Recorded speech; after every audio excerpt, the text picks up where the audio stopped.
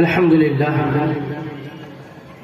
আলোচনা করতেছিলাম যে 5টা আমল করলে আল্লাহ রাসূল বলেন তার মিজানের পাল্লা ভারী হয়ে যাবে। কয়টা আমল? জোরে কোন কয়টা? 1 নম্বরে, 2 নম্বরে, 3 নম্বরে, 4 নম্বরে সুবহানাল্লাহ। এই 4টা আমল তো আমরা শিখা হয়ে গেছে। 5 নম্বর আমল অনেকের মধ্যে আছে, আবার অনেকের মাঝে নাই। 5 নম্বরে আমলটা হচ্ছে আল্লাহ রাসূল বলেন যে ব্যক্তি বিবাহ শাদী করেছে, বিবাহ শাদী করার পরে অনেক সময় দেখা গেছে তার সন্তান হওয়ার পরে ছোট অবস্থায় সন্তানটা মারা গেছে। যায় কি যায় না? ছোট ছোট বাচ্চা মারা যায় না? হ্যাঁ, অনেক বাচ্চা। এই যে গত বছরে একজনের 2 বাচ্চা উড়াউড়ি হয়ে মারা গেছে, মনটা বাড়া ভেঙে গেছে। কিন্তু রাসূল বলেন মন ভাঙার কোনো কারণ নাই, মন ভাঙার কোনো কারণ নাই। রাসূল বলেন কোন ব্যক্তি যদি এইভাবে তার সন্তানগুলা হওয়ার পরে যদি মারা যায়, ভূমিষ্ঠ হওয়ার পরে মারা যায়, সেই সন্তান যদি মারা যায়, আল্লাহ রাসূল বলেন ওই সন্তান তাকে কিয়ামতের দিন তার পিতা মাতাকে আল্লাহর দরবারে সুপারিশ করিয়া আল্লাহ পাক তাকে অর্ডার দিবেন, বান্দা তুমি যাও তোমার মা বাবাকে দরিয়া দরিয়া নিয়ে জান্নাতে চলে যাও। এই কারণে যদি কোনো সন্তান যদি মারা যায়, দেখবা ওই ফ্যামিলির মধ্যে তার মার মনটা ভাঙে যায়।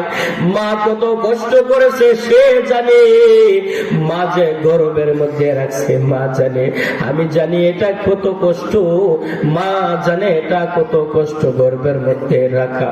10 মাস 10 দিন বাবা, এটা সাধারণ কথা না, একটা বাবুকে গর্ভের মধ্যে রাখা।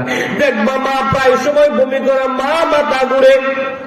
দেখবা ওই বাবু যখন গর্ভের মধ্যে থাকে মার ভালো লাগবে না, মা ঠিক মতো খাবার খাইতে পারে না, অশান্তির মধ্যে সারাটা দিন চলে যায়।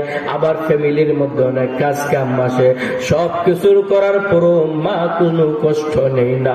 যখন এই সন্তানটা দুনিয়ার মধ্যে আসছে, আসার পর যখন ওই সন্তানটা কিছুক্ষণের মধ্যে আবার তার ইন্তেকাল হয়ে গেছে, মারা গেছে, আল্লাহ রাসূল বলেন হে উম্মতেরা,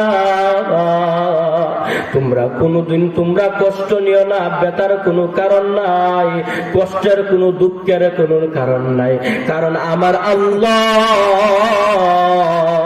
জানাইয়া দিছেন যদি এইভাবে কোন সন্তান ভূমিষ্ঠ হওয়ার পর যদি মারা যায়, ওই সন্তান তার মা বাবাকে হাতে ধইরা ধইরা জান্নাতে নিয়ে যাইবে। এই কারণে আমার মুসলমান ভাইরা আপনারা বুঝাইবেন, আপনাদের পরিবারের মধ্যে, এলাকার মধ্যে, গ্রামের মধ্যে যদি এমন কোন অবস্থা হয়, আপনি তাকে আশ্বাস দিবেন আমার নবী, আপনার নবী, দ্বীনের নবী বলেছেন যদি কোন সন্তান এইভাবে যদি মারা যায়, আল্লাহ রাসূল বলেন ওই সন্তান তোমাকে ওই পরকালে তোমারে দরিয়া দরিয়া জান্নাতে নিয়ে যাইবেন। এই কারণে ওই 5টা আমল ইনশাআল্লাহ রাজি আছেন তো? অযথা আপনারা বলছেন যে হুজুররা কিছু কইব আমরা কিছু শিকার জন্য, এমনই তো না? অন্য কোন উদ্দেশ্যে না? বাড়ির থেকে চাপ দিছে বসার লাগিয়ে? হ্যাঁ, এই উদ্দেশ্য নেই তো। এই অজের মধ্যে মানুষের জানে যে এখানে কিছু আল্লাহ রাসূলের কথা হয়।